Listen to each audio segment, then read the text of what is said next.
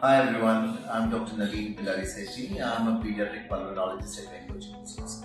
Today's topic for discussion is surgery for airway obstruction in children. Now, this is something which we come across from time to time. Children do obstruct their airways and there are different reasons for that happening. Your airway starts with the nose and goes to the throat and down into the lungs. So children can have an obstruction any of these levels. One of the commonest things that you see is children who end up with snowing and mouth breathing, and gets worse, leads to diagnosis of conditions like increased adenoidal size and tonsillar size.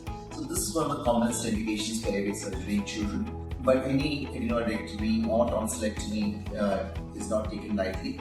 So essentially we try and understand the reasons behind this, reduce exposure, initially try some medical management, and then if things don't improve, then we go for adenoidal and tonsillar surgery, adenoidectomy as we call it. But these need to be weighed carefully, and decision for surgery should be done in a proper manner after seeing specialists. Now, one of the rare causes of airway obstruction in children is a condition called laryngomalacia, which children are born with. This is the narrowing of the vocal cord area of children. These children present with noisy breathing at birth, variable and increase when the child is asleep, can increase when the child is awake. Not all children need surgery. All we do is careful monitoring of these children, and only them get better with time, not needing any surgery. But if it's severe, there are surgeries like supraglotoplasty and other surgeries which can be done. Now, moving on to more severe causes of airway obstruction, you can have obstruction of the larger airways, that is the trachea and the bronchi.